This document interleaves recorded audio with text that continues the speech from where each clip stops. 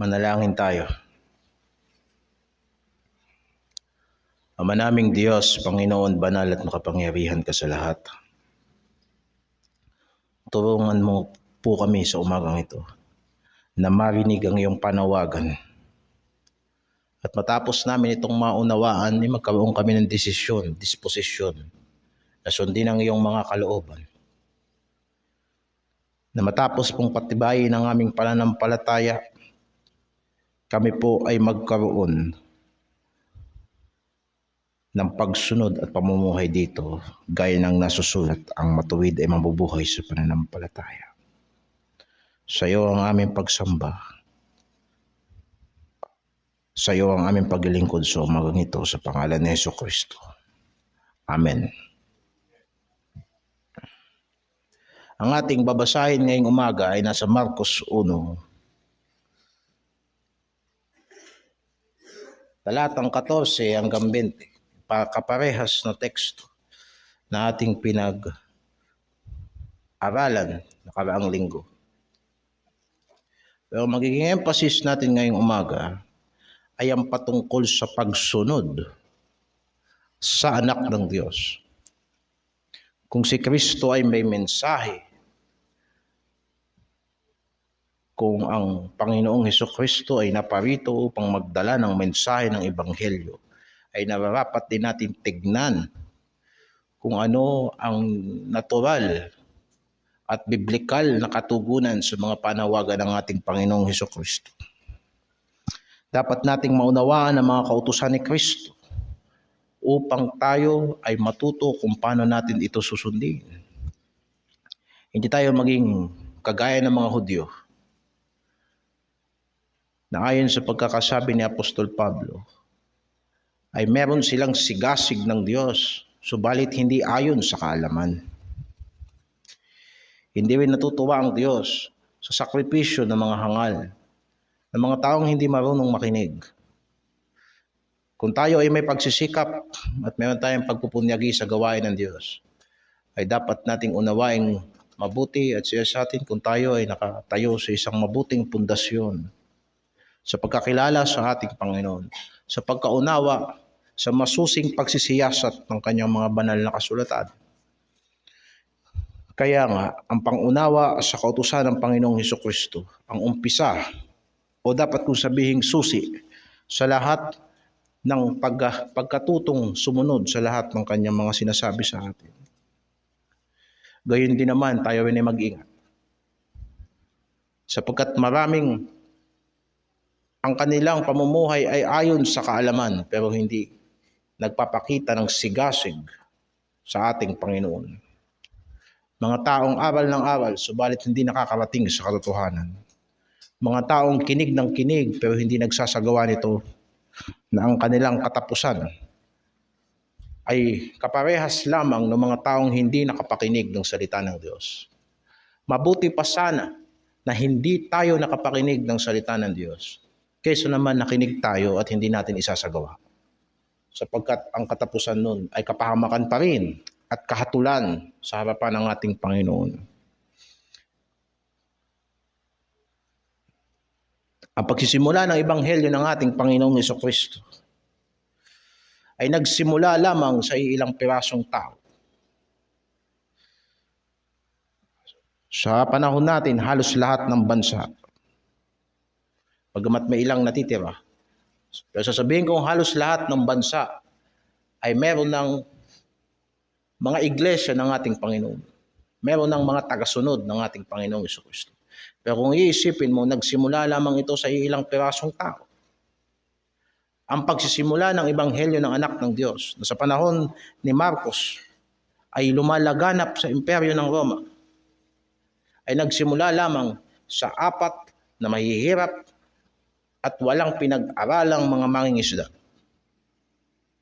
At yan ang teksto na ating binasa, na binasa rin kanina sa Mateo, ayon sa Ebanghelyo ni Mateo. Ito ay nagpapaalala sa atin ng mga aral sa parable ng ating Panginoong Hesukristo, na ang Ebanghelyo na ang kaharian ng Diyos ay kagaya ng isang butil ng mustasa. Isang uri ng mustasa na kapag kaya nihagis mo sa lupa, ito ay maliit lamang. Subalit kapag ito'y lumago, ito'y nagiging puno. At kapag ito'y naging puno, nagiging matigas, iba't ibang uri ng mga puno, iba't ibang uri ng mga ibon ang nanganganlong dito. Sa isa pang parable, sinabi ng Panginoong Jesucristo na ang kaharian ng Diyos ay kagaya ng isang lebadura na inilagay ng isang babae sa kanyang minamasang tinapay. Maliit lang ang lebadura, pero napaalsa nito ang buong masa. Ganon din ang paglaki ng kaharian ng Diyos. Hindi ito nakikita ng mga tao sapagkat ito ay maliit lamang. Subalit, kung paano nagsimula ang Panginoong Jesucristo sa ilang peraso mga alagad, ngayon ang ating Panginoong Jesucristo, maraming tagasunod sa buong sanlibutan. Gayunpaman, kahit marami na tayo, sinasabi pa rin ng Ebanghelyo, nakakaunti lamang ang pumapasok sa makipot na daan. Marami pa rin pumapasok sa maluwag na daan at nauuwi sa kapahamakan. Sapagkat hindi na naituturo ngayon kung ano bang tamang pagsunod sa ating Panginoong Jesucristo. Maaring tama ang teorya patungkol sa pananampalataya at pagsisisi. Subalit, ang epekto nito ay dapat pagbabago ng pag-iisip. Walang pagsisisi kung hindi ito nagbabago ng pag-iisip. Walang pananampalataya kung mananatili ang mga tao sa pagtitiwala sa sarili at pagsamba sa Diyos-Diyosan. Sapagkat sinasabi ng banal na kasulatan, sa salita ni Apostol Pablo, ipinangangaral ko sa mga Hudyo at sa mga Griego ang pagsisisi sa Diyos at pananampalataya tungo sa ating Panginoong Jesucristo. Ngayon, tignan natin ang talata. At nawa maunawaan natin kung paano tinawag ng ating Panginoong Jesucristo ang mga apostol. Sapagkat kung tayo ay magpapatuloy sa aral ng mga apostol, dapat natin tignan kung paano sila nagsimula upang tayo ay makapagsimula rin at tignan natin ang ating pundasyon na kagaya ng kanilang pundasyon. Upang ang kanilang pagpapatuloy ay maging ating pagpapatuloy. Ang kanilang doktrina ay doktrina din natin. Ang kanilang karanasan ay maging ating karanasan din sa pamamagitan ng tunay na presensya ng Banal na Espiritu sa ating mga buhay. At ang iglesyang ito ay hindi lamang variation ng Kristiyanong iglesia, o hindi iglesia na naayon sa iglesia na pinangunahan ng mga apostol 2,000 taon na kalilipas. Ayun, titignan natin patungkol sa panawagan ng Panginoong Jesucristo sa talatang 17.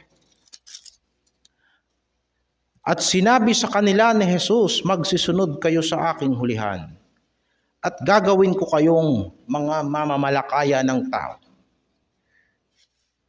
Dito makikita mo kung anong klaseng pagsunod ang sinasabi ng Panginoon. Magsisunod kayo sa aking hulihan. Sa Ingles, come ye after me. Ibig sabihin, pag inilapat mo doon sa binasa natin sa Mateo 4:19, hindi basta sinasabi ng Panginoon, sumunod kayo sa akin, na para bagang yung inutos ko sa inyo, gawin nyo. No. Hindi ganong panawagan ang mababasa natin dito. Kung hindi isang pisikal na pakikisama, pakikipisan, pakikipagtipon kasama ni Kristo. Nang kanyang sinabi, sumunod kayo sa hulihan ko. Sumama kayo sa akin. Upang kung nasaan ako ay doon din kayo. Yun ang ibig sabihin ng pagsunod na sinasabi ng Panginoon. Kung kaya't makikita natin kung ito sa kanilang response, kung naunawaan ba talaga nila ang pagsunod na sinasabi ng Panginoon. Maraming sumusunod pero maraming gustong sumunod kay Kristo pero ayaw makisama kay Kristo.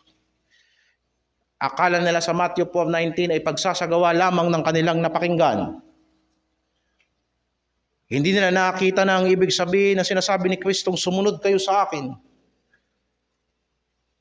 ay maging mga tagasunod ko kayo. Makisama kayo sa akin. Magiging bahagi kayo ng aking buhay at magiging bahagi ako ng inyong buhay. Ako ang puno, kayo ang mga sanga. At sinasabi ni Jesucristo sa kanyang iglesia, ako ang ulo at kayo ang katawan. Ako ang pastol at kayo ang mga tupa. Magsisunod kayo sa hulihan. Yun ang klase ng pagsunod na sinasabi ng ating Panginoong Jesucristo. Pero tignan natin kung anong klase itong panawagan. Una, ito ay panawagan sa pagsisisi at pananampalataya. Ito ay pinangaral ko na sa inyo nakaraan patungkol sa mensahe ng anak ng Diyos. Pero ipapaalala ko sa inyo mga kapatid na ang panawagan ni Kristo na ang kanyang mga unang disipulo ay sumunod sa kanya ay panawagan sa pagsisisi at pananampalataya. Hindi lamang nila pisikal na iiwanan ang mga dapat nilang iwanan. Magsisimula ito na ang kanilang mga puso ay merong dapat iwanan. Ang kanilang mga isip ay merong dapat talikuran. Sapagkat kung ang sino mang tao ay susunod kay Kristo sa panlabas lamang, subalit ang kanilang puso ay maiiwan sa sanlibutan, ang kanilang isip ay maiiwan sa sanlibutan, wala itong pagkaiba sa pagiging disipulo ni Judas. Kung kaya't ang ginawa ng ating Panginoong Jesucristo sa aking pagpapalagay ay hindi kontra sa kanyang mga unang sinabi at sa kanyang layunin na ipinangaral niya sa talatang 14 at talatang 15. Ang pangangaral patungkol sa Ebanghelyo ng Diyos na sinasabing naganap na ang panahon at malapit na ang kaharian ng Diyos, kayo ay magsisi at magsisampalataya sa Ebanghelyo. At kanya itong ginawa sa isang personal na panawagan sa 4 na mangingisda na nabasa natin dito. So ibig sabihin ng sinabi ng Panginoong Jesucristo na magsisunod kayo sa akin ay ganito, narito na ang kaharian ng Diyos. Magsisi kayo. At manampalataya kayo sa Ebanghelyo. Manampalataya kayo sa paghahari ng Diyos. Si Jesucristo mismo bilang ang Mesiyas, ang anak ni David, na uupo sa trono ng Israel, sa mga tuwid bagay, ang hari, ang prinsipe sa kaharian ng Diyos ay nananawagan, magsisi kayo at sumampalataya sa Ebanghelyo. Yan ang klase ng pagsunod sa ating Panginoong Jesucristo. Kung kaya't hindi mo titignan ang pagsunod sa Panginoong Jesucristo bilang pagsasagawa lamang ng mga ordinansa at mga obligasyon sa iyong relihiyon, ikaw mismo na sumusunod sa ating Panginoong Jesucristo ay dapat nakakaunawa na ang pagsunod mo kay Kristo ay nag-uumpisa at nagpapakita at nagtatapos na ikaw ay nagdesisyon na tumalikod sa dati mong buhay. Walang naglilingkod sa dalawang Panginoon. Sa magkaibang kapanahunan, na tayo ay nabubuhay ngayon sa pananampalataya, subalit ang ating mga katawan ay naiiwan sa likod. At yan ang problema ng mga Israelita sa ilang, sapagkat sila'y lumabas sa Ehipto at sila'y nagsikap na sumunod sa Panginoon habang sila'y nasa ilang, ngunit ang kanilang puso at isip ay naiwan sa Ehipto. Ang kanilang sinasabi, sa Ehipto merong melon at may bawang at may isda. Subalit dito, ngayong pinangungunahan kami ng Diyos, at merong apoy sa gabi at ulap sa umaga. Subalit, ano tong kinakain namin? Mana. Anong tawag dito? Ang pangalan na ang tawag ay ano ito? Na may kasamang pagreklamo at hindi basta nagtatanong. Hindi basta, ano to? Hindi. Ano to? Mana.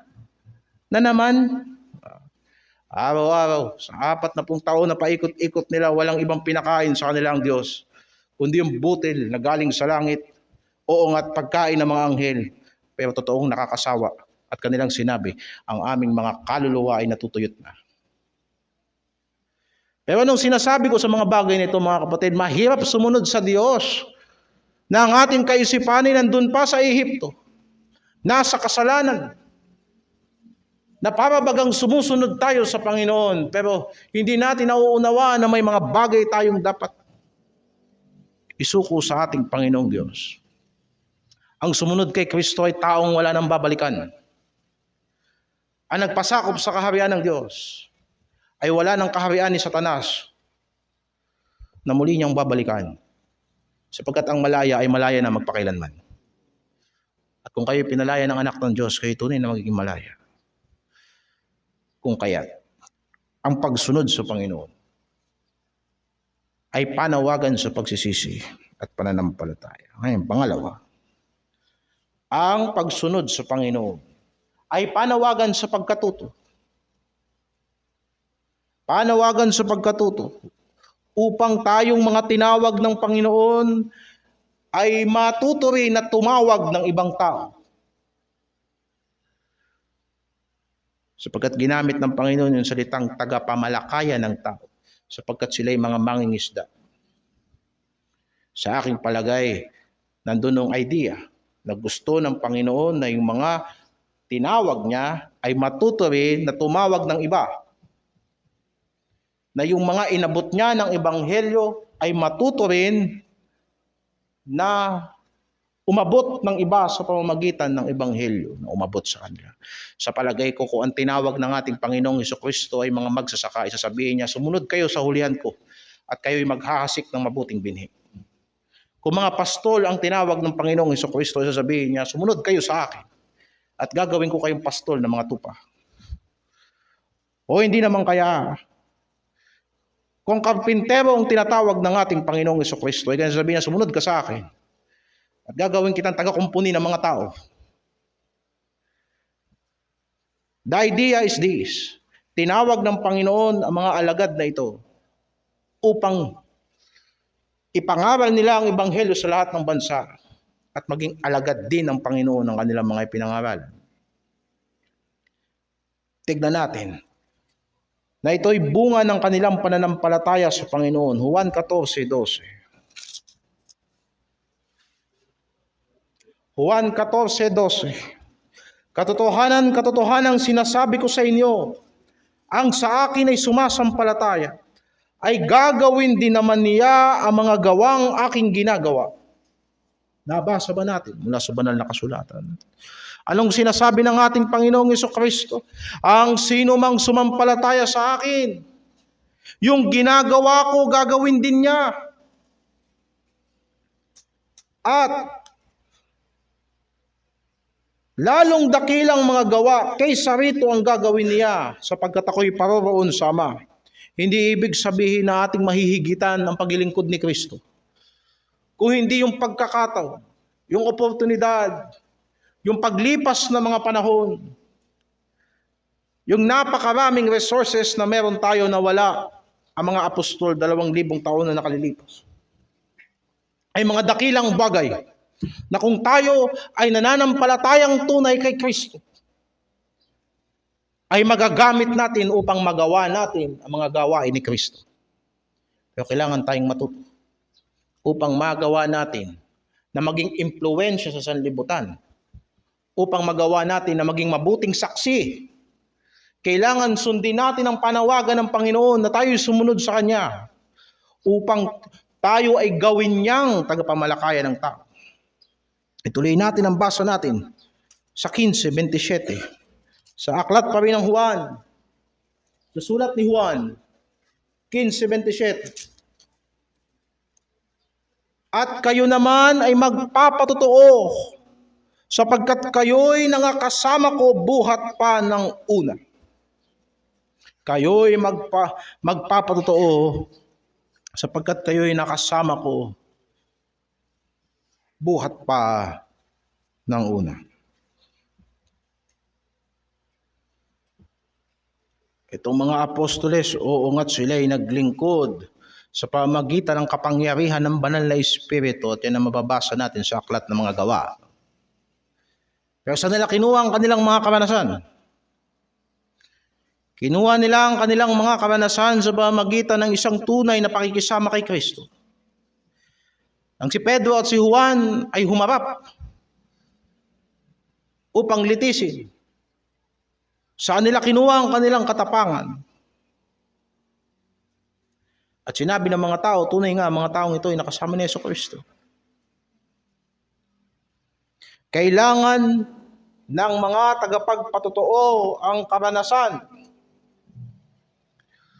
Kung tayo ay pupunta sa sanlibutan na kagaya ng ginawa ng mga apostoles, meron tayong dapat karanasan ng pagsunod kay Kristo. At ngayon, meron tayong dalawang katuwang. Una, ang banal na Espiritu sa pamamagitan ng kanyang salita. Pangalawa, ang iglesia sa pamamagitan din ng kanyang salita. Sa iglesia, nandoon ang mga tagapangaral at tagapagturo. Nandoon ang sistemang dumidisiplina. Yan ang mga karanasan na dapat magpabago sa isang Kristiyano. Yan ang mga pagtuturo na tutulong sa Kristiyano na may pamuhay niya at maranasan niyang tunay ang pagsisisi. Kapag ikaw ay nag-iisa, malakas ang tawag ng sanlibutan at tukso sa laman na ikaw ay manumbalik at gawin mo ang dati mong gawain sa buhay. Pero sa lahat ng yan, may banal na Espiritu. Pangalawa, may kapatiran ka. May kapatiran ka na magpapaalala sa'yo. May kapatiran ka na magtutuwid sa'yo. May pastor kayo sa simbahan na mga ngaral sa inyo. Dahil sa totoo lamang yan, hindi ba totoo na kahit marunong kayo mag-devotion, pinipili nyo lang sa banal na kasulatan yung gagawin nyo? Kung kaya't marami nagde-devotion na hindi nagkakaroon ng karanasan. At hindi rin nagkakaroon ng kapasidad na unawaing mabuti kung ano ba ang sinasabi ng Panginoon sa kanila. Yun ang isang bagay, isang aspeto sa disiplina na hindi pwedeng palitan. Ang pinagkaiba ng natuto sa online class at natuto sa practical na pagpunta sa eskwela, sa pakikisama, sa paghabol ng mga deadline, ang disiplina ng pag-iisip at disiplina ng puso na sinabi ng Panginoong Jesucristo, sumunod kayo sa akin. Gusto niyo maging tagapamalakaya ng tao? Dito kayo sa tabi ko. Tignan ninyo kung paano ko ito gagawin. Tignan ninyo kung paano ko kayo tuturo sa inyo ang lahat ng detalye ng pamumuhay. Kung anong ibig sabihin ng kumain kayo at uminom, gawin nyo lahat para sa kaluwalhatian ng Diyos. Sapagkat kung hindi natin matututunan gamitin ang lahat para sa kaluwalhatian ng Diyos, hindi natin matututunan na gamitin ang lahat para magakay ng tao. Hindi ka magiging epektibong soul winner sa kaatin sa Sunday School at sa kakapakinig ng pangangaral. Well, ang lahat ng ito ay importante, lahat ng kaalaman ay nagsisimula sa teorya.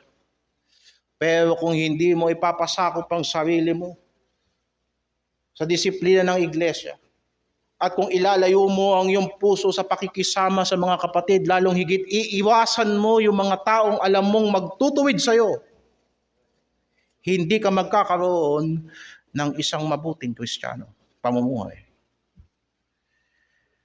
Di ba? Pinipili natin sa simbahan yung mga ka-fellowship natin na alam natin na hindi tayo pagsasabihan.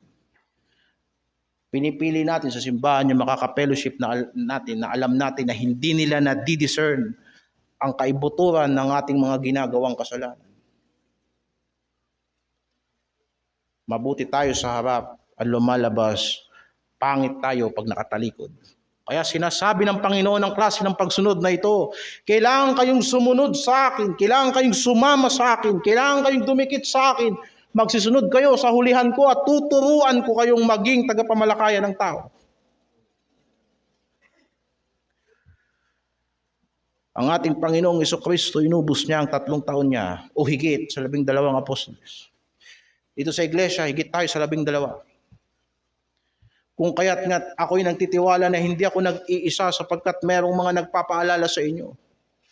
Merong mga tumatawag sa inyo. May mga bumibisita sa inyo sapagkat yan ay totoong marami. At marami tayong mga issue sa buhay na hindi magtatagpo. Meron tayong kanya-kanyang mga limitasyon. Meron tayong mga kanya-kanyang malisya. Meron tayong kanya-kanyang pinagkaiba. Pero alam ko sa iglesyang ito, kung kaya ka dito dinala ng Panginoon sapagkat meron ditong mag-aakay sa iyo. Ang tunay na anak ng Diyos na tinawag niya sa pagsisisi at pananampalataya ay kakikitaan ng pagkilos ng banal na Espiritu na pangungunahan niya sa isang iglesyang magtutuwid sa Kanya.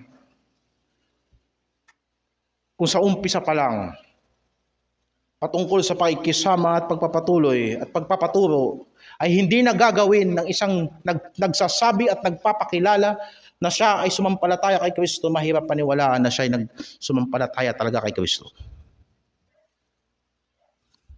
Ituloy pa natin ang binabasa natin sa Gawa 1:1.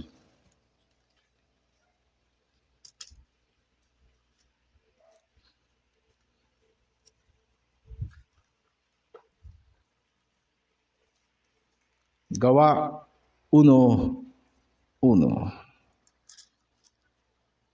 Ang unang kasaysayan na ginawa ko, o Teofilo, ay tungkol sa pinasimulang ginawa at itinuro ni Jesus. Maunawaan natin na itong aklat ng Gawa ay ipagpapatuloy ng isang ebanghelyo na nauna. Sa makatuwid ay ang aklat o ebanghelyo ni Lucas. Ay pag tinignan mo yung aklat ni Lucas at saka yung sulat ni Marcos, meron silang pagkakaparehas. So dapat kung maaari kong sabihin na yung sinasabi ni Marcos na pagsisimula ng ebanghelyo ng ating Panginoong Hesukristo ay yung ding tinutukoy ni Lucas dito sa aklat ng Gawa. Ang unang kasaysayan na ginawa ng ating Panginoong Hesukristo na isinalaysay ni Lucas. Sapagkat si Marcos ay isa sa mga Kristiyano sa panahon ng mga apostoles. Lahat sila ay tumitingin, lahat sila ay nagtatanong, saan ba nagsimula ito? Bigla na lang ba itong sumulpot dito sa Jerusalem? Bigla na lang ba itong kumalat sa mga bansa sa Asia? No, meron itong pinagsimulan. At itong pinagsimulan patungkol sa mga ginawa at itinuro ni Jesus. Hanggang sa araw na tanggapin siya sa kataasan. Pagkatapos na makapagbigay siya ng mga utos sa pamamagitan ng Espiritu Santo sa mga apostol na kanyang hinirang, nasa kanila naman napakita rin niyang siya'y buhay sa pamamagitan ng maraming mga katunayan. Pagkatapos na siya'y makapaghirap, na nagpakita sa kanila sa loob ng 40 araw at nagpahayag ng mga bagay tungkol sa kaharian ng Diyos. Ano ang karanasan ng mga apostoles sa pagsunod nila kay Kristo? Makikita natin. Narinig nila mismo ang turo ng ating Panginoong Hesukristo. Pangalawa, nakita nila mismo ang halimbawa ng ating Panginoong Hesukristo. Pangatlo, namasdan nila ang paghihirap ng ating Panginoong Hesukristo. Hindi lamang sila basta naghirap kasama ng ating Panginoong Hesukristo. Kung hindi nakita nila ang katunayan at ang kabuluhan ng paghihirap ng ating Panginoong Hesus. Isang bagay na gusto kong ulit-ulitin sa inyo mga kapatid. Walang saysay ang inyong paghihirap at pagsasakripisyo rito. Kung hindi yan nagmumula sa inyong pagkaunawa at personal na pagkaintindi patungkol sa paghihirap ng Panginoong Hesukristo para sa inyo. Sapagkat ang iglesia ay hindi binubuo ng tao. Akala ba natin, napapalawak natin ang simbahang ito sa pamamagitan ng sapagkat masisipag tayo. Maliban ang Diyos sa magtayo ng bahay, nagpapagod sa wala ang mga nagsisipagtayo nito. Ibinigay ng ating Panginoong Hesukristo ang kanyang buhay para sa iglesia. Kaya ako'y naniniwala na kung kayo'y pinag-alayan ni Kristo ng buhay, ay may buhay nga kayo sa Diyos. Wala tayong naidadagdag sa Kanya. Walang pinakikinabangan ng Diyos sa atin. Lagi kong ipinangangaral sa inyo na ang Diyos na gumawa ng lahat ng bagay ay hindi naninirahan sa mga bagay na gawa ng tao. Na hindi siya pinaglilingkuran ng tao sa pamamagitan ng kanilang mga kamay na para bagang may kailangan ng Diyos na anuman. Sa madaling salita, walang kailangan ng Diyos sa atin. Kung hindi siya pa nga ang nagbibigay sa atin ng buhay, hininga at pagkatao, nasa pamamagitan ng hindi matanggihang biyaya ng Diyos. Kapag nagbago siya ng puso at nagbago siya ng isip, hindi maaaring hindi sumunod ng tao. Ang problema lamang ang tao ay nagsisikap sa sarili niyang lakas at hindi sumasampalataya kay Kristo. Yan ang sinasabi ko kanina, na maraming Merong sigasig ng Diyos pero hindi ayon sa kaalaman. Mga kapatid, isang bagay na dapat maranasan ng lahat na mag-aakay ng kaluluwa. Iyong natutunan, iyong napakinggan, at iyong nakita ang mga gawa ng Panginoong Hesus sa pamamagitan ng isang masinsinang pagdidisipulo. Ito ay polisiya natin sa iglesia ayon sa salita ng ating Panginoong Jesucristo. Siniseryoso natin ang pagdidisipulo. Ang ibig kong sabihin, pag miyembro dito, dapat nasa ilalim ng iisang pagdidisipulo. Ang pagdidisipulo ay hindi kanya-kanya.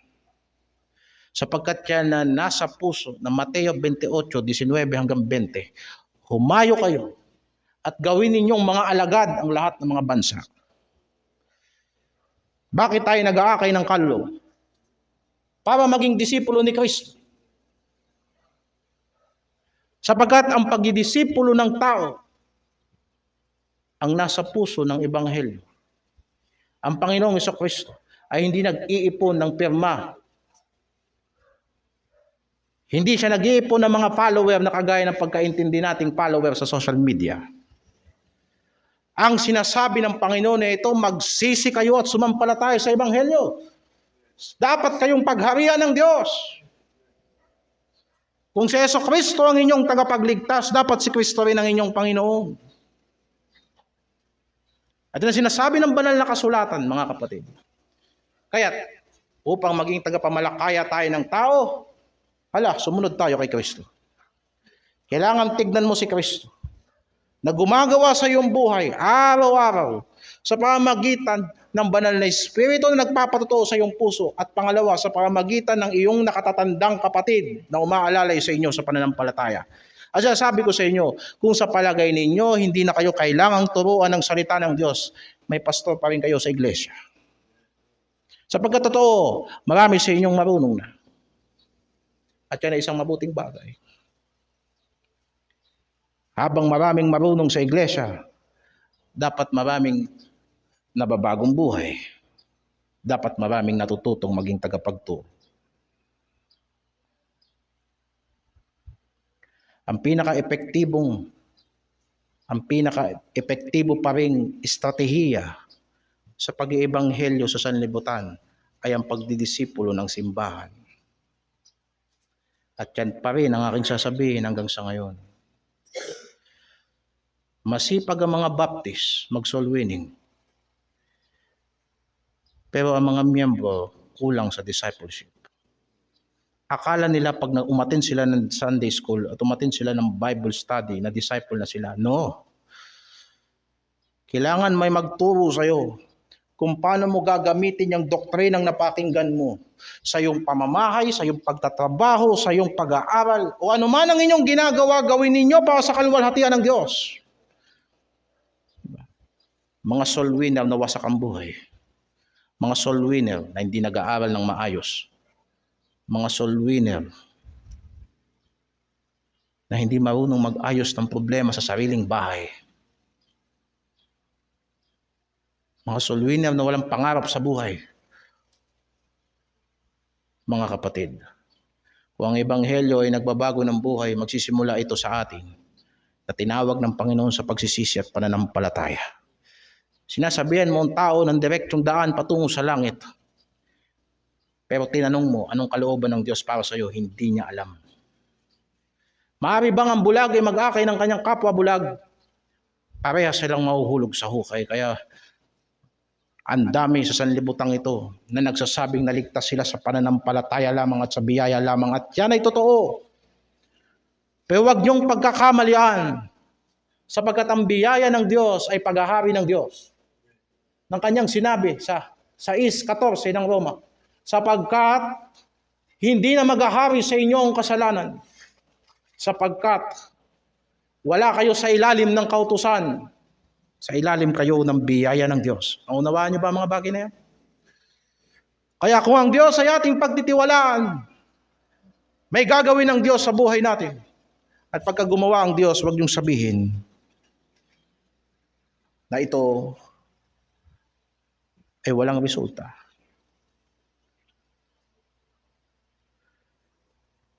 Mas pipiliin ko pa rin ang sinaunang estilo ng pagpapastor na uunahin kong buuin ang iglesia bago ang anumang bagay.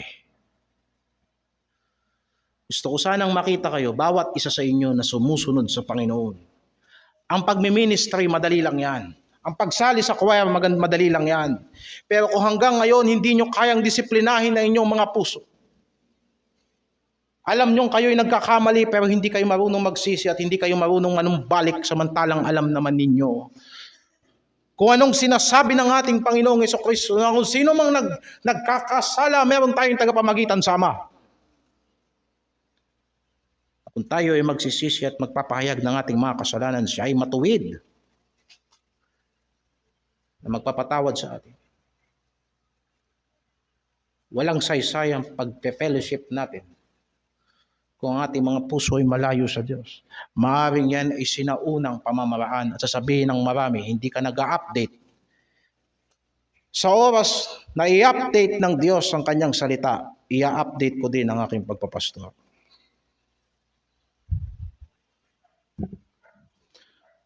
Sa oras na i-edit ng Diyos ang kanyang salita, i-edit natin lahat, pati ang higpit natin sa discipleship. Subalit ang salita ng Diyos ay matibay na salita. Ang salita ng Diyos ay hindi nagbabago. Nagbabago ang panahon, pero hindi na bago ng panahon ng salita ng Diyos. Nagbabago ang panahon sapagkat nagbabago ang tao. At nagbabago ang tao sapagkat siya'y malayo sa Diyos. Ginawa ng Diyos ang tao na matuwid, pero ang tao, imbento ng kasamaan. Yan ang nagpapabago sa society. Ang kasalanan noong panahon ni Adan at Eva ay siya pa rin kasalanan ngayon. Anong gagawin mong bago dyan? Isa pa rin ang solusyon, biyaya pa rin ng Diyos. At kung hindi natin mararanasan ang pagsunod na ayon sa karanasan ng mga apostoles, paano tayo magpapatuloy sa aral ng mga apostol? Ating pagtanggap ay walang kabuluhan. Ang ating pagbabautismo ay walang kabuluhan. Mga kapatid, sinasabi ko sa inyo na ang panawagan ng Panginoong Jesucristo sa pagsunod ay hindi lamang masanay kayong magbigay at sumali kayo sa gawain. Sapagkat kung marami kayong pera, madali lang magbigay. Kung marami kayong oras, madali lang sumali sa gawain ng Diyos. Hindi nyo napapansin na pagka wala kayong maibigay sa gawain ng Diyos, mahirap magsikap at mahirap manalangin. Sapagkat marami sa inyo nagbibigay lang ayon sa kaluwagan. Dapat lumago kayo sa biyaya na maging matulungin tayo kahit sa lalim ng ating mga kahirapan, kagaya ng sinasabi ng Panginoon sa 2 Korinto 8. Di ba napapansin nyo na sumasali lang kayo sa gawain ng Diyos kapag marami kayong oras, pero pag wala kayong oras, hindi nyo na pinag-iisipan paano gumawa ng oras. Ang mga bagay na yan ay kayang gawin ng tao. Marami nag-aalay sa Diyos sapagkat yun ay tira-tira nila. Madali lang ang mga bagay na yan. Pero ano ka? Anong klaseng tao ka sa harapan ng Panginoon? Di ba naisip na yung ginagawa mong kasalanan? Kung ikaw ay anak ng Diyos, katabi mo si Kristo habang ginagawa mo yung kasalanan na yan? At sa palagay mo na itago mo yan sa harapan ng pastor, sa harapan ng iglesia, akala mo hindi ka nakita ng Panginoon. At pagkatapos pupunta ka sa simbahan, sasabihin mo, hihingi ka sa Kanya ng tulong, hihingi ka sa Kanya ng katapangan, hihingi ka sa Kanya ng biyaya na mapaglingkuran mo siya. Samantalang sinasabi ng Panginoon, gusto mo maglingkod sa akin, halika, sumunod ka sa akin. At pagkatapos dahil nabola kayo ng pastor at sumaya na kayo, akala nyo okay na kayo sa Diyos. Kung babalik lang din kayo sa kasalanan na pinagsisihan ninyo, anong bago sa inyo?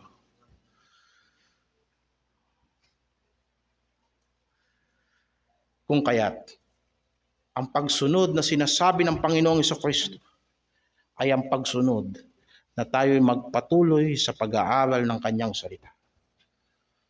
Huwag kayong maiinis kung lahat ng bagay ay inuulirat natin. Sapagkat kung alam mo na, bakit ituturo pa sa'yo? At kung alam mo na, bakit hindi mo ginagawa? Huwag mo sabihin sa akin mahina ang laman. At totoong mahina ang laman. Kung kaya't may mga kapatid ka na tutulong sa'yo. Diba? Alam mo naman pala na pag nag-iisa ka, gumagawa ka ng kasalanan, bakit lagi ka nag-iisa? Bakit ayaw mo makisama sa mga kapatid? Kanino ka makikisama? Yung mga kukonsinti sa'yo. Yung hindi ka sasawayin. Diba? Pabanal-banal na espiritu pa tayo. Samantalang kahit yung sarili nating konsyensya, binabiolate natin. Alam mong mali sa'yo pero ginagawa mo pa rin.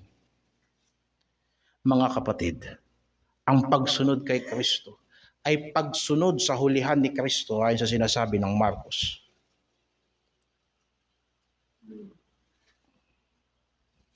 Ngayon, pangatlo, ang pagsunod sa ating Panginoong Hesukristo ay nangangailangan ng isang determinadong pagkilos. Paano natin malalaman?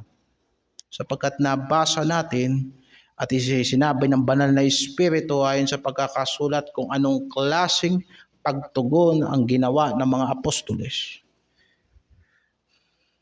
Nandito na tayo ngayon sa talatang 18 hanggang 20. Ang sinasabi natin dito mga kapatid, na kanina ko pa binabanggit sa introduction, sa ganitong paraan, tinawag ng Panginoong Hesukristo ang mga unang miyembro ng iglesia. Huwag niyong iisipin na ito ay para sa iilang mga tao lamang. Ang kanilang pagsunod, ang pamantayan ng Panginoon sa pagiging disipulo ay siya pa ring pamantayan ng Panginoon hanggang sa ngayon. Otherwise, yung mga talatang babasahin natin sa susunod dito, gugupitin natin sa banal na kasulatan yan. Hindi ito para sa mga iilang tao lang, kung hindi sa lahat ng tagasunod ni Kristo. Sa makatuwid, kung wala sa atin ang mga bagay na ito, mahirap paniwalaan na tayo yung mga Kristiyano. Kaya nga kung mayroon kayong ipagdadasal ngayong umaga, ay ipanalangin yung mabuti sa Diyos na hindi lamang tayong magsakripisyo para kay Kristo, kung hindi matuto tayong sumunod kay Kristo ayon sa kanyang banal na salita. Sapagkat sinasabi ng propeta, narito, ang sumunod ay mas mainam kaysa sa magsakripisyo. Maaring sa pagsunod ay may sakripisyo din. Pero mahirap kung nagsasakripisyo ka ng kathang isip mo lang.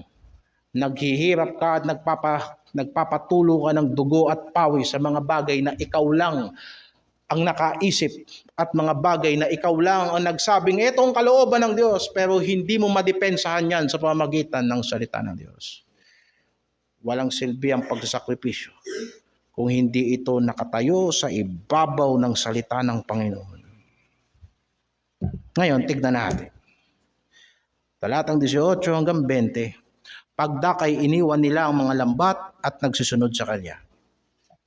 At paglakad sa dako paroon ng kaunti ay nakita niya si Santiago na anak ni Zebedeo at si Juan na kanyang kapatid, at sila naman ay nangasa dakong hinahayuma ang mga lambat. Inaayos, sa English, mending their nets. Talatang 20. At pagdakay kanyang tinawag sila at kanilang iniwan sa dakong ang kanilang amang si Zebedeo na kasama ng mga aliping upahan at nagsisunod sa kanya. So nakita ninyo kung anong ibig sabihin ni Jesucristo. Na sumunod ka sa akin.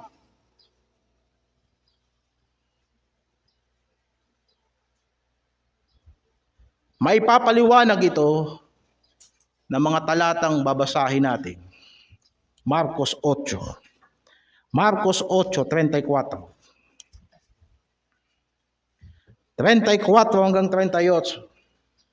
At pinalapit niya sa kanya ang karamihan pati ng kanyang mga alagad, at sa kanila'y sinabi, kung ang sino mang tao ay ibig sumunod sa akin, ay tumanggi sa kanyang sarili at pasanin ang kanyang krus at sumunod sa akin. Sapagkat ang sino mang mag-ibig iligtas ang kanyang buhay, ay mawawala nito. At ang sino mang mawalan ng kanyang buhay dahil sa akin at sa ebanghelyo, ay maililigtas yaon. Sapagkat anong mapapakinabang ng tao na makamtan ang buong sanlibutan at mapapahamak ang kanyang buhay? Sapagkat anong ibibigay ng tao na katumbas sa kanyang buhay? Sapagkat ang sino mang magmakahiya sa akin at sa aking salita sa lahing ito na mapangalunya at makasalanan, ay kahihiya rin naman siya ng anak ng tao pagparito niya na nasa kaluwalhatian ng kanyang ama na kasama ng mga banal na anghel. Hindi ko na kailangang ipaliwanag yan sapagkat yan ay paliwanag na. Ganyan sumunod kay Kristo. Kung ang sino mang tao ay mangibig sumunod sa akin, yan ang gawin. Yan ang pamantayan. Mateo 10:24 hanggang 39. Mateo 10:24 hanggang 39. Alam kong magre-rebelde ang inyong modernong kaisipan. Hahanapan ng ating mga laman paano natin may papaliwanag ito na hindi tayo masasaktan. Pero sinabi ko na sa inyo kanina, na upang matutunan nating sumunod si Kristo ay unawain natin ang salitang pagsunod mula sa konteksto ng kaisipan ni Kristo. Ngayon, ano sinasabi? Mateo 10:24 hanggang 39. Huwag ninyong isiping ako'y naparito upang magdala ng kapayapaan sa lupa. Hindi ako naparito upang magdala ng kapayapaan, kundi tabak. Sapagkat ako'y naparito upang papagalitin ang lalaki laban sa kanyang ama, at ang anak na babae laban sa kanyang ina, at ang manugang na babae laban sa kanyang biyanang babae. At ang magiging kaaway ng tao ay ang kanyang sariling kasambahay. Dahil sa pananampalataya, magkakahiwa-hiwalay ang mga tao. Yan ang pagsunod kay Kristo. Kaya hindi mo masisisi, yung mga apostoles, nang tinawag ng Panginoon, iniwan nila yung tatay nila sa bangka. Sapagkat ang ebanghelyo, oo, ito'y nagtuturo ng kapayapaan.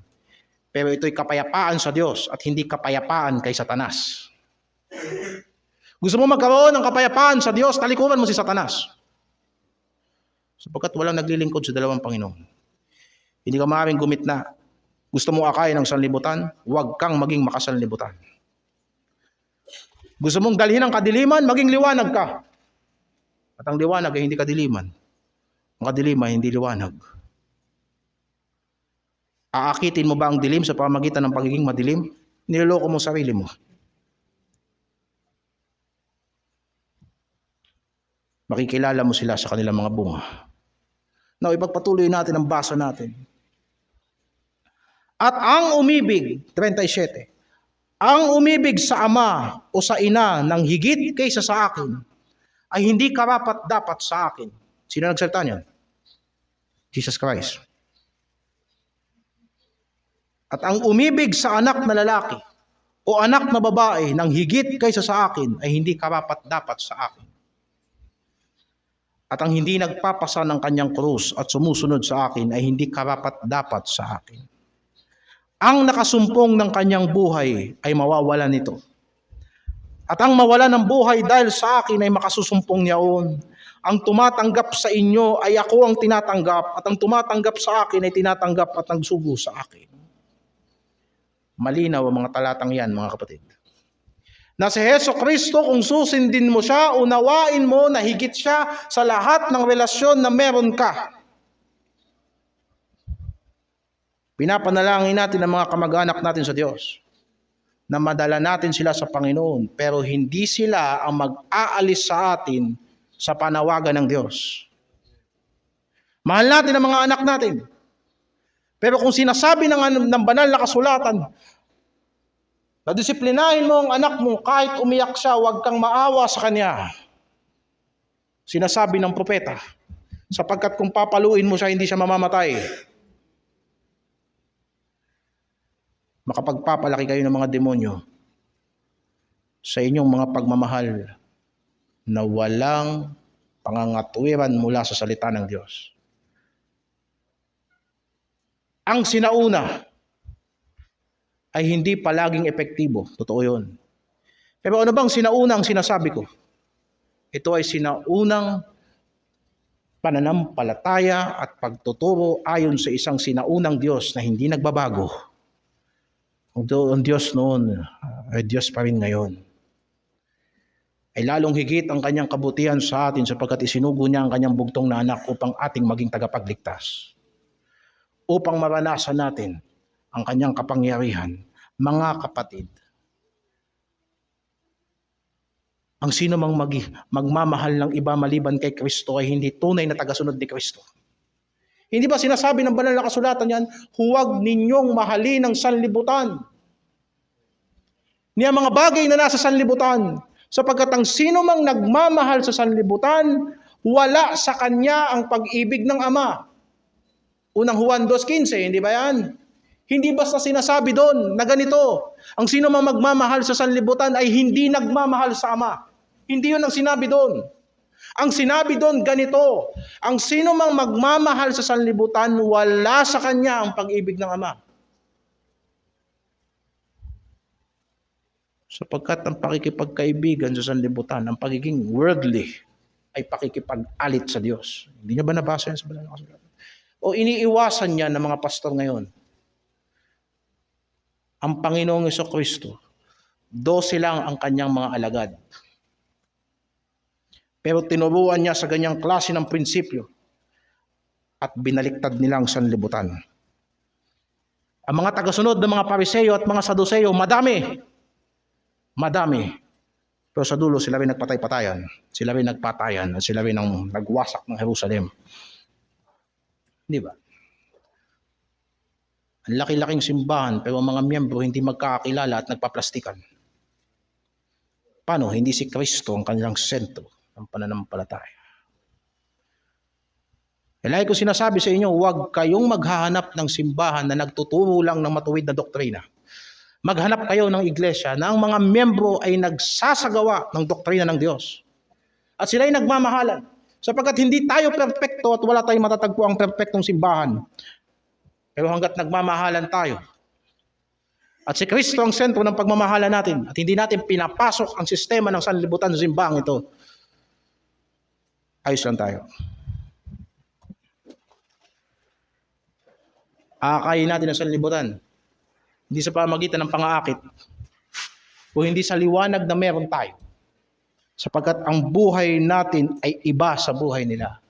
Ituloy natin sa Marcos 10:20. Marcos 10:21. At pagtitig sa kanya ni Jesus, ay giniliw siya. At sinabi sa kanya, isang bagay ang kulang sa iyo. Alam mo, okay yung pagsunod mo eh. Simula pagkabata mo, sumunod ka na. Pero mayroong kulang sa iyo eh. Yumaon ka. Ipagbili mo ang lahat mong tinatangkilik at ibigay mo sa dukha at magkakaroon ka ng kayamanan sa langit at pumarito ka at sumunod ka sa akin. Sumunod ka sa akin. Datapwat siya ay nahapis sa sabing ito at siya yumaong namamanglaw sapagkat siya isang may maraming pag-aari. Kanina, ang pagsunod kay Kristo ay nangangailangan ng pagdidesisyon. At ang pagdidesisyon na ito ay ito, higit sa Kristo sa lahat ng relasyon na meron ka. Ito, higit si Kristo sa lahat ng pag-aari na meron ka. Walang silbi ang sipag mo sa gawain ng Diyos, pero kung ang motibasyon mo, pera lang. Nandito ka para yumaman. Nandito ka para makatapos ng pag-aaral, niloloko mo sarili mo, hindi ka tagasunod ni Kristo. Higit si Kristo sa lahat ng bagay.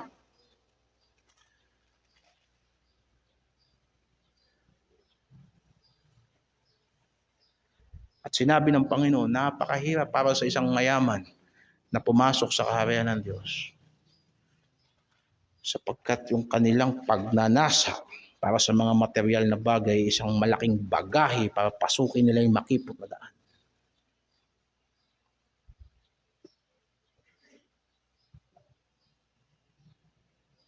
Kaya hindi mo masisisi yung mga alagad sa binasa natin na matapos silang makahuli ng maraming isda, iniwan nila ang lahat ng isda sapagkat ang sumusunod kay Kristo ay nakakaunawa.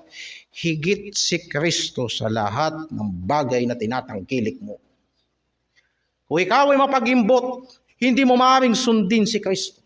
Sapagkat ang nag-iimbot ay sumasamba sa Diyos. Colossus 3:5, nakasulat yan. Hindi ka maaaring magkaroon ng dalawang Diyos. Bagamat ang Diyos ay mahabagin at ang Diyos ay mapagbigay, lahat ng meron tayo ay galing sa Diyos. Tinuturuan natin ang ating mga pamilya at tinuturuan tayo ng Diyos na maging mabuting katiwala. Kung anong meron tayo ay ito, pinagsisikapan natin na mapagtiwalaan tayo ng Diyos sa maliliit na bagay sapagkat ang pinagkatiwalaan ng maliit na pagkakatiwalaan ng malaki. Ang liit-liit pala na negosyo mo, nagbabackslide ka na, tapos sabi mo, susunod ka kay Kristo. Daan pa lang ang pinag-uusapan natin, hindi pa libo. At minsan libo pa lang ang pinag-uusapan natin, hindi pa milyon. Akala mo nakakahigit ka na sa mga kapatid mo rito. At akala mo nabili mo na si Kristo. Kung mas mahal mo ang pera mo kaysa kay Kristo at mas pinagmamalaki mo yan kaysa sa tinanggap mong ebanghelyo, kung hindi na babago araw-araw ang iyong puso at ang iyong buhay ay nagiging conforme kay Kristo araw-araw kahit araw-araw ka kumikita, hindi ka tagasunod ni Kristo. Huwag mo lokohin ang sarili mo.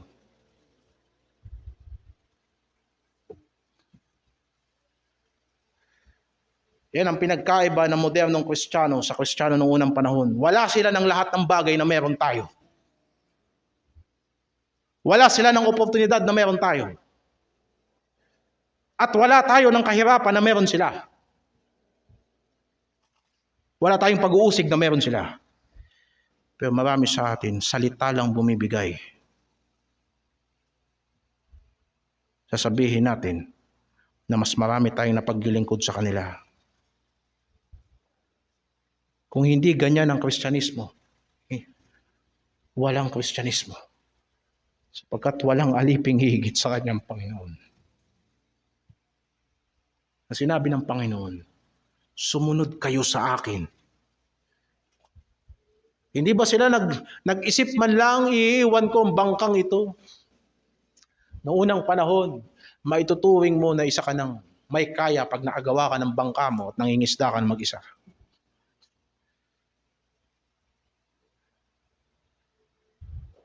Iiwan natin ang investment natin na susunod tayo sa karpinterong yan.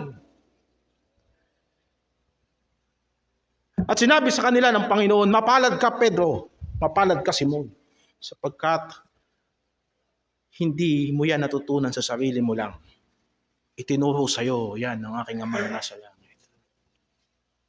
Totoo ang sinasabi ng banal na kasulatan na maliban ang tao ay panganak na muli, hindi siya paghaharian ng Diyos.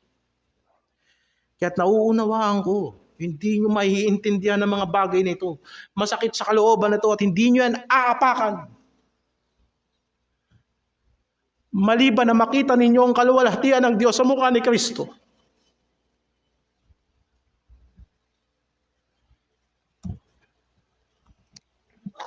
Mga kapatid, madali lang dumami.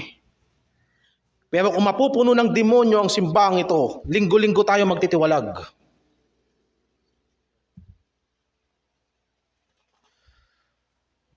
Sapagkat maaari bang magsama ang dalawa kung hindi sila nagkakasundo?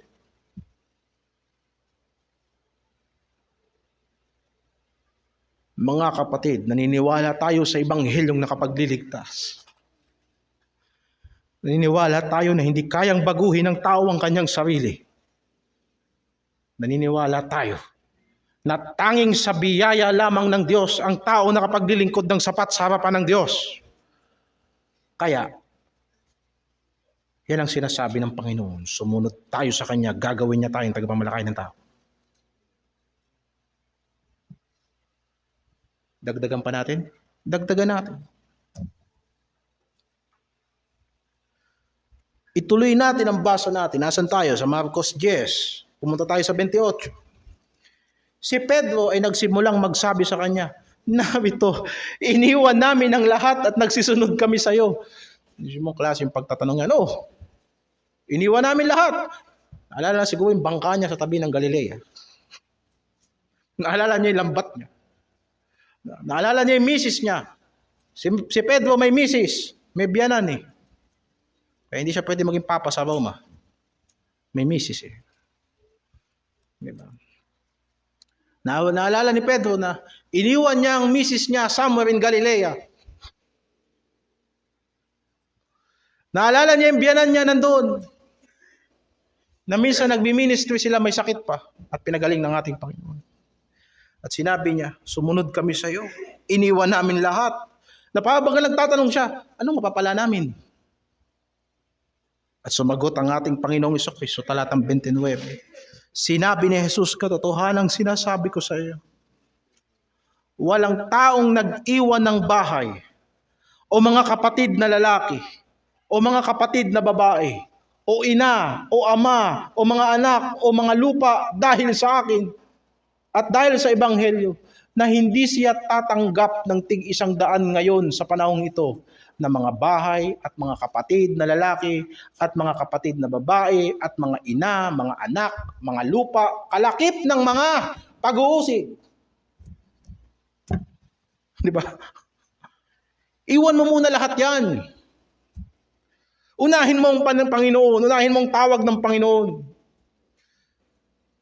Iniwan ka ng magulang mo, bibigyan ka ng Diyos ng maraming magulang. Iwan ka ng kapatid mo, bibigyan ka ng Diyos ng maraming kapatid.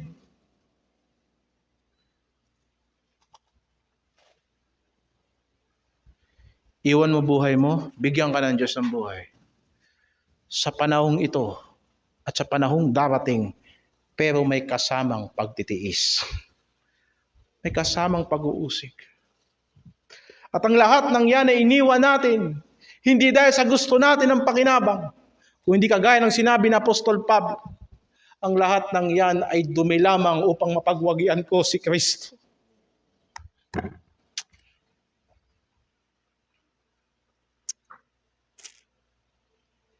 At sa sanlibutang ito darating at nang walang hanggang buhay. Marami mga pagpapala ang Diyos na inihanda sa mga anak ng Diyos. Pero mga anak ng Diyos makupad sumunod at ayaw magtiis. Hindi ba sinabi sa banal na kasulatan na magsanay ka sa kabanalan sapagkat ang kabanalan ay may pakinabang sa buhay na ito at sa panahong darating. Subukan mo makinig sa Panginoon. At hindi ka lang nakikinig kung hindi kapag kamali ka at itinama ka, itama mo yung mali. Itatama mo yung pagkakamali mo. Kung kumanan ka at mali ang kanan, pinagsabihan ka, huwag ka magtatampo, pumunta ka sa kaliwa, kasi yun ang tama. Kung itinuwid ka ng salita ng Diyos, huwag matigas ang ulo. Bakit? Akala mo ba, walang ipinangako ang Panginoon? Like kung sinasabi, maraming pagpapala ang inihanda ng Diyos sa mga tao ng Diyos. Ang problema lang, ang mga tao ng Diyos hindi mapagkakatiwalaan. Mahihina ang isip, mahihina ang damdamin, mga walang disiplina. Ikaw nga, mayamang tao ka, ipagkakatiwala mo ba yung kumpanya mo sa taong hindi marunong? Bakit ipagkakatiwala ng Diyos ang kanyang mga pagpapala sa mga anak niyang tanga?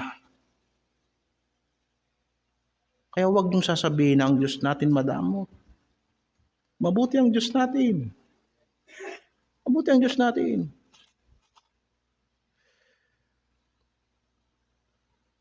Kaya, sa lahat ng ministeryo natin sa simbahan, oo, may building project tayo. Meron tayong mini-mission sa Baras, sa Pagray, sa Pransya. May bautismo tayo ngayon galing sa Pransya. Maganda yan, mga infrastruktura ng ministeryo. Pero aanin mo ang lahat ng yan kung wala kang taong mapagkakatiwalaan.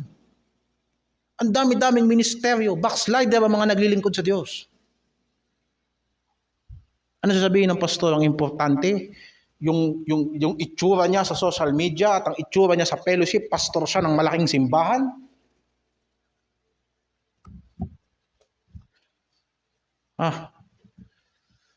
Kahit 3 na lang ang natitira dyan.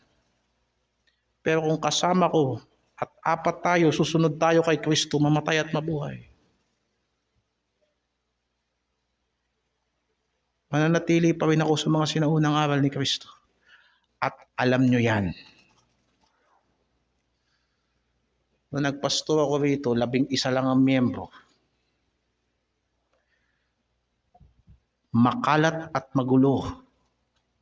Wala tayong ibang pinagtiwalaan, salita lang ng Diyos.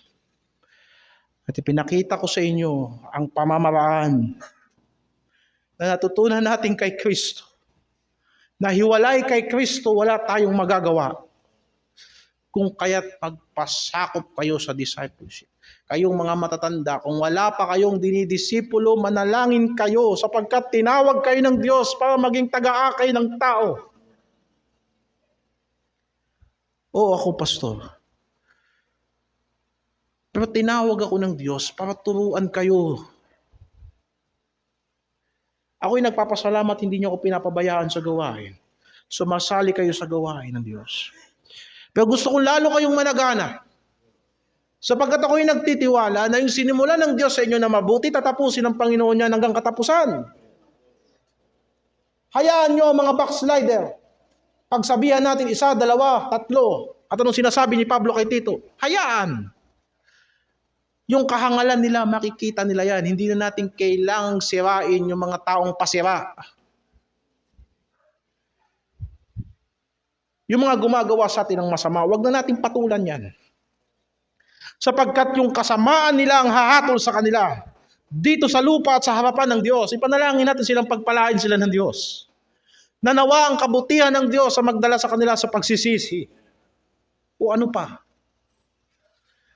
At kayong mga walang pangarap, manalangin kayo. Sapagkat siyang naghasik ng kaunti, ay aanin ng kaunti.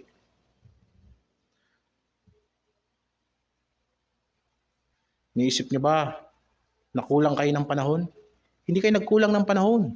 Sapagkat pag nakulangan ka ng kahit 1 oras, 1 minuto, baka mamatay ka. Patas ang Diyos sa lahat ng kanyang biyaya. Pero paano mo ginagamit ang kanyang biyaya? Anong tawag sa lahat ng yan? Ang tawag dyan, pagdidisipulo. Natutunan natin ngayong umaga, mula sa exposition ng chapter 1, verse 14 hanggang 20 ng Mark. Ang ganito, kailangan mo ng teorya at yun ay doktrina. Ang doktrina ay dapat isinasagawa, aplikasyon. Pero meron tayong nakakaligtaan sa gitna. Na ang pagiging tagasunod ni Kristo nagsisimula sa pagtanggap kay Kristo sa pananampalataya at pagsisisi. At nauuwi yun sa pagsasanay sa atin patungo sa paglago. Anong meron sa gitna? Alam natin pare-parehas na hindi ganun kasimple yun na pag napakinggan mo, nagagawa mo kagad. Paano tayo nababago? Ayon sa banal na kasulatan. Ito yon. Magbago tayo ng pag-iisip. Roma 12:1. Ipinamamanhid ko sa inyo mga kapatid, ayon sa mga kaawa ng Diyos, na iharap ninyo ang inyong mga katawan na isang haing buhay sa Diyos.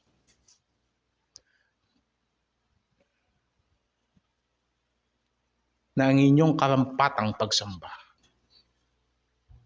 At huwag kayong umayon sa takbo ng sanlibutan ito, kundi mag-iba kayo sa pagbabago ng inyong pag-iisip upang malaman ninyo kung ano ang mabuti, katanggap-tanggap at nakalulugod na kalooban ng Diyos. So ganito yon. Doktrina, teorya. Kailangan magbago ang mga filosofiya natin sa buhay. Kailangan magbago ang ating perspektibo. Hindi nahihirapan kang baguhin ang mga gawain mo sapagkat hindi ka pa nagbabago ng pag-iisip. Walang nagsisisi na hindi nagbabago ng isip. Kahit ang Griyegong salita na repentance ay nanggagaling sa change of mind, metanoia. Change of mind. Totoo ang sinasabi ni Apostol Pablo, mag-iba kayo sa pamamagitan ng pagbabago ng pag-iisip. Kailangan matutunan natin na tignan natin ang mga bagay-bagay sa sanlibutan ito sa pamamagitan kung paano ito tinitignan ng Diyos mula sa kanyang perspektibo. Tumingin ka sa ministry. Huwag nating tignan ang ministry mula sa perspektibo ng sanlibutan kung paano nila tayo tinitignan. Otherwise, magiging mga compromiser tayo. Kung anong gusto ng sanlibutan, yun ang gagawin natin dito. Hindi. Alam natin ang doktrina. Dapat magbago ang isip natin.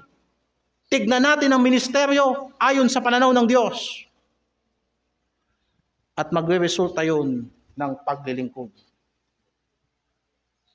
Teorya, nauuwi. Let's say, ano ang filosofiya natin sa paglilingkod sa Diyos? Ano ang perspektibo natin sa paglilingkod sa Diyos? And then, mauuwi yun sa aplikasyon.